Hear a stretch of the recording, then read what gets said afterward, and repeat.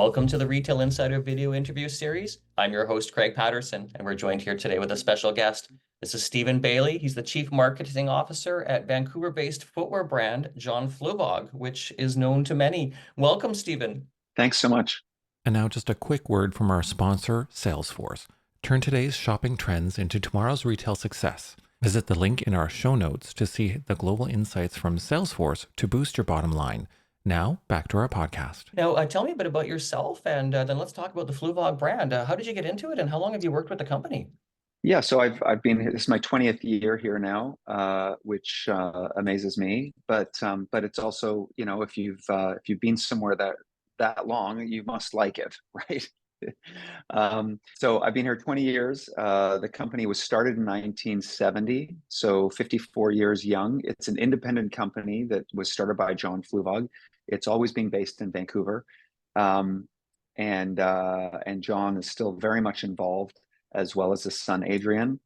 We're an independent, medium-sized design retail business that makes unique soles for unique soles. That's the most concise way I can put it. But I mention that because this will be more relevant to the people who have some connection to the size of the business, the type of business, and the independence of the business, let's say. Now, the John Fluevog brand has stores, I think, around the world. Is it 25, or tell me about the retail distribution? Yeah, 24 stores, 9 in Canada, 12 in the US, 2 in Australia, and 1 in Amsterdam.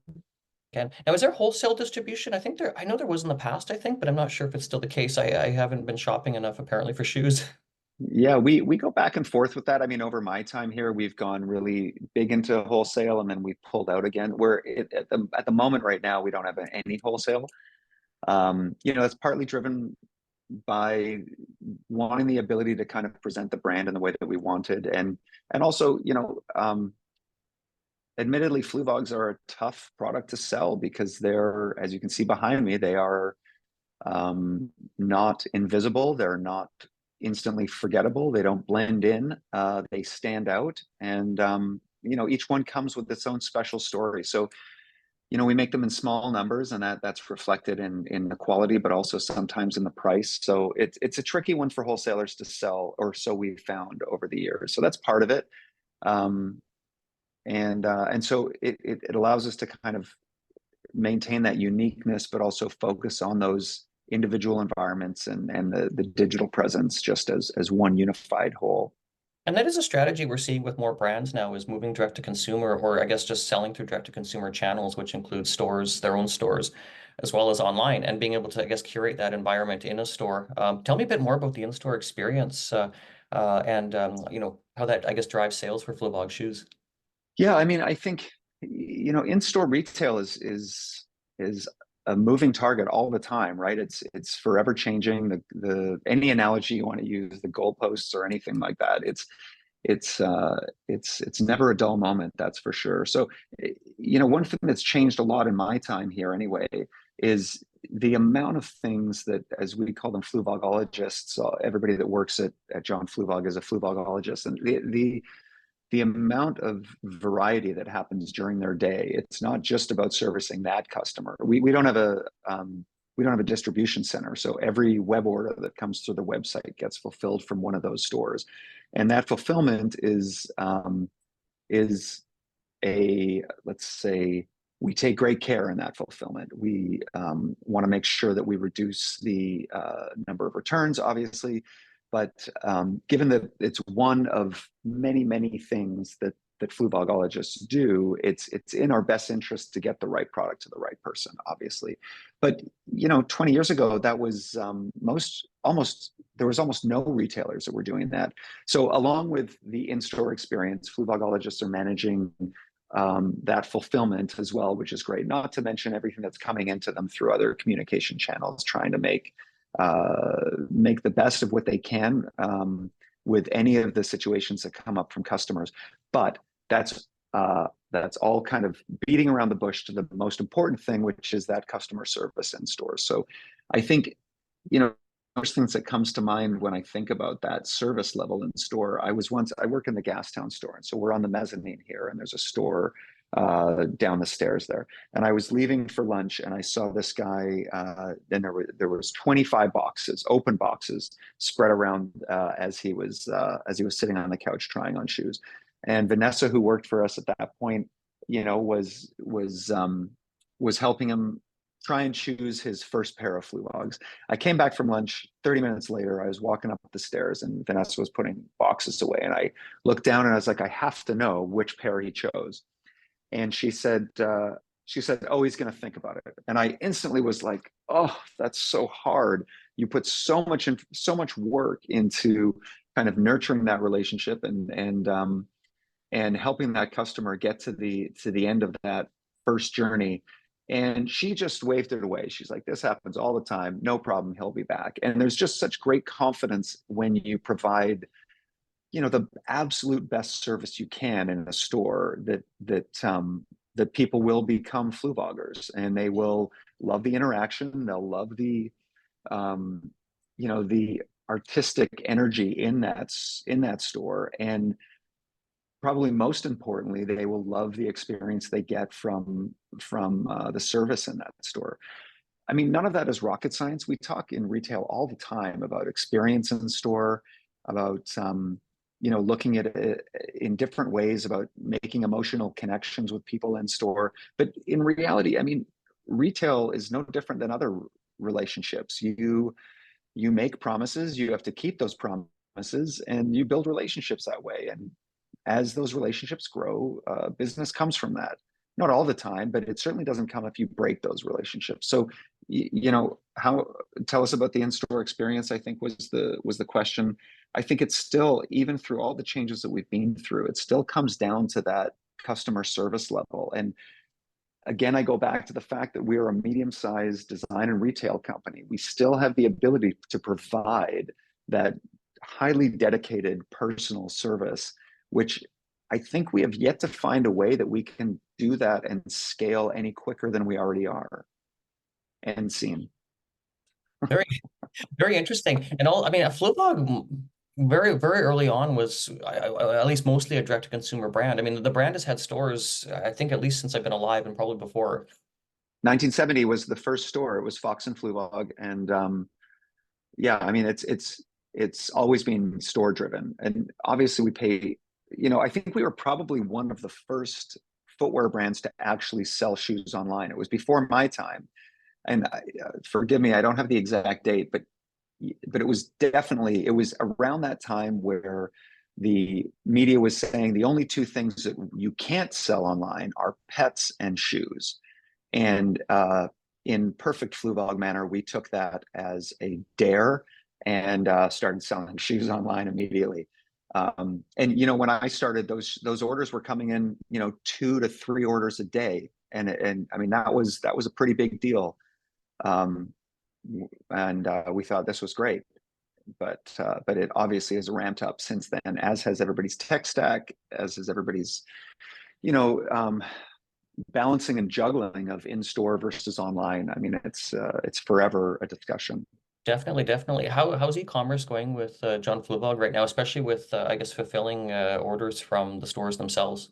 I mean, for us, that's always been the natural way that we do it. The benefit of fulfilling from the stores themselves, of course, it keeps a healthy stock room. It allows, obviously, your stock rooms to be accessible far beyond where your geographical stores may be able to reach. Sorry, I should answer your question directly at first, which is that it was growing up until the pandemic and has continued to grow. And we've seen a little bit of a drop, obviously, from the craze of late 2020 when everybody was building web or e-commerce sites if they didn't have them. And I mean, I'm not sure what the exact date was when e-commerce was at the height, but shortly after the pandemic hit, of course, we noticed a big surge there. But I'm thankful, and knock on wood, that we have continued to stay above where we were before then and continued to grow, which is awesome. So that's been good. I mean, I go back to the same thing about fulfilling from those stores gives us the ability to really build that relationship with the customer directly. And return rates would suggest that we're right on the money with that. I mean, I would say we're probably our return rates are probably a quarter of that with other brands, similar size brands who work with a DC. And speaking of the pandemic, how were things with the John Fluevog brand during the pandemic? And has anything changed significantly since as we've come out of it, I think, for the most part, anyways? Yeah, I mean, obviously it was very disruptive for everybody, and it was panic stations all over. Again, I go back to thinking long term, and like, we like to think that we can move really quickly when we need to.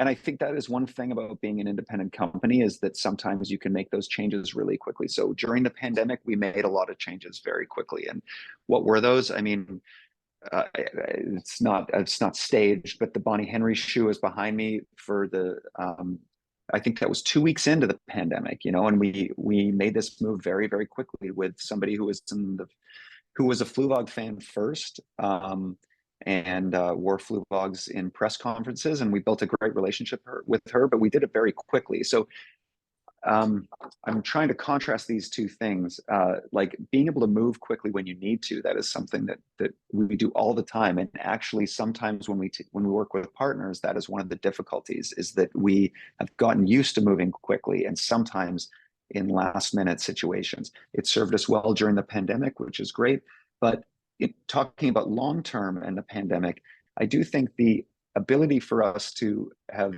survived it, come out the other side even stronger, and held on to so many of the things that helped us define who we were without kind of having to change who we were and go into other categories and panic in this, that, and the other way, is that the loyalty that we have and the relationships that we've built with customers is hard to shake. And so loyalty like that takes a long time to build.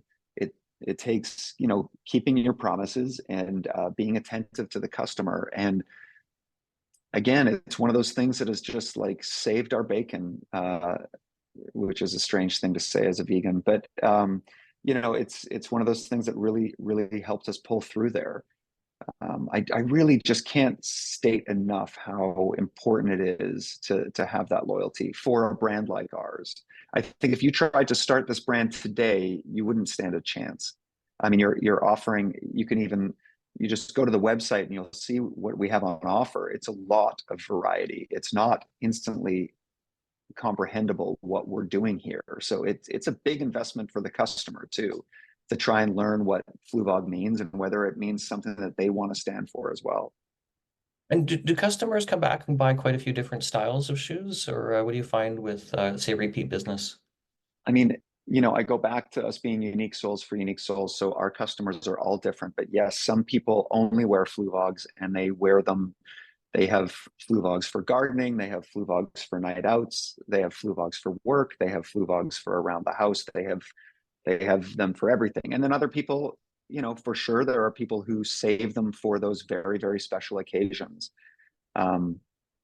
So yeah, I mean, I think with some customers, it helps that we have such a variety. And for others, most of what we sell anyway is already pretty show-stopping. So I think that if somebody is just wearing them for nights out, most of what we have can offer that as well.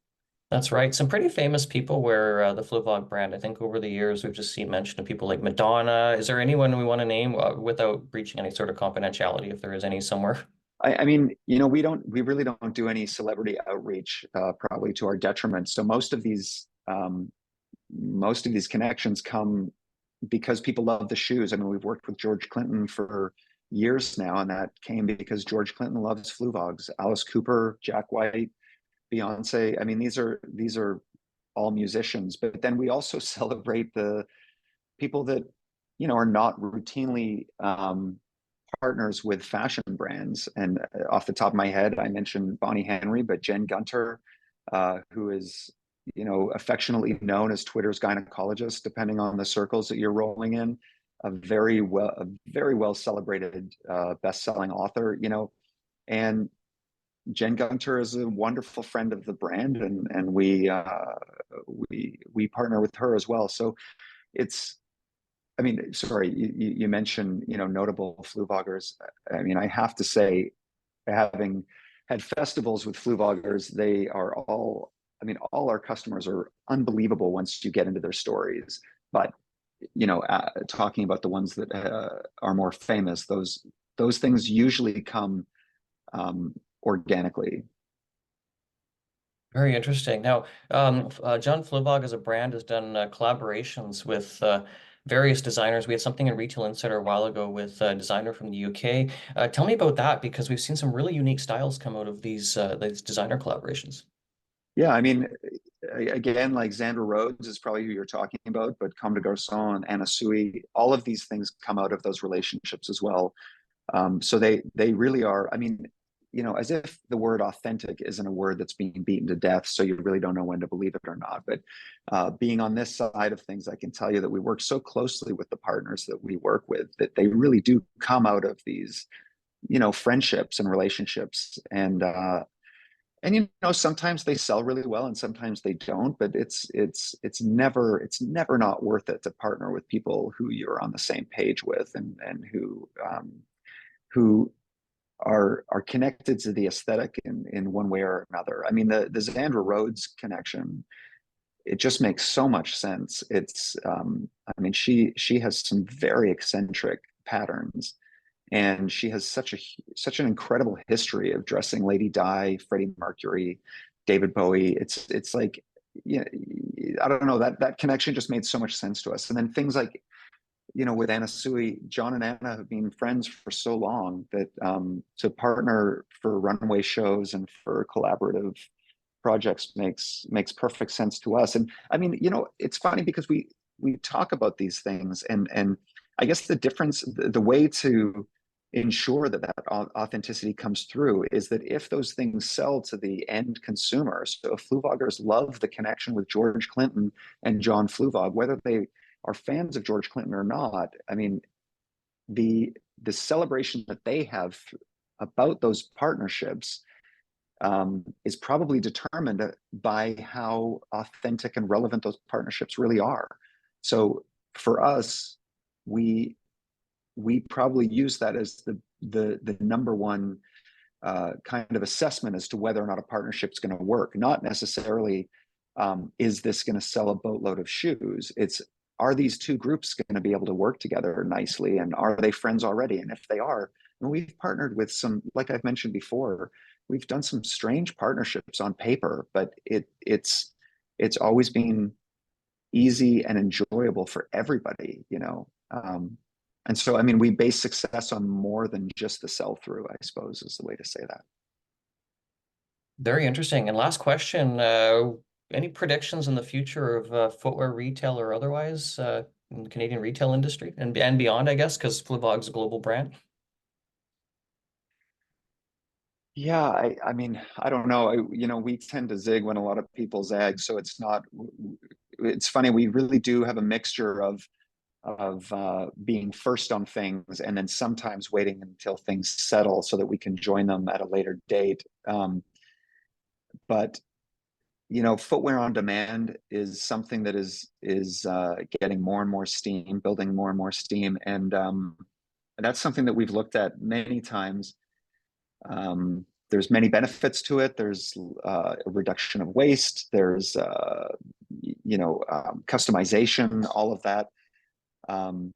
So that's something that's coming down the pipeline. I think it's a ways off, and for us, I mean, arguably the runs of each style and each SKU that we do is so small already that, you know, oftentimes there's only one size of this particular shoe in your city, in your size. Like, that's it. You miss it and it's gone. So when we talk about customization or limited runs or direct to consumer or shoes on demand, we're close to that in some of those cases already. Anyway, I think that, you know, the future of footwear, I think that is one area that is on its way to us, and it's already happening. There's a number of brands, and we've shopped at a number of them as well. And just like everything that's kind of pushing the envelope, they're not perfect yet, and that's fine. And they can't cover all categories yet, and that's fine. But eventually, things will be made quicker and to your exact specifications. But I think, the same as with flying cars and all of those things, I think that it's one step after the other. It's not going to happen overnight. That is fascinating. It'll be really interesting to see what happens next in terms of footwear retail and the customization, personalization, and sustainability. Sounds like these are benefits of a bit more of an on-demand footwear situation, as that perhaps comes about a little bit more commonly in the future. Yeah, I think so. This has been a terrific conversation. Thank you so much for joining us today. This has been Stephen Bailey. He's the Chief Marketing Officer at John Fluevog Shoes, based in Vancouver. Thank you, Stephen. Thanks, Craig, and thanks for all the work you're doing out there. Thank you. I'm Craig Patterson. I'm the founder and publisher of Retail Insider. I'm also the host of the Retail Insider video interview series. Thank you so much for joining us here today. And be sure to subscribe if you haven't already on whatever channel that you're watching this on or listening to this on. Thank you again for joining us here today. Take care and bye for now.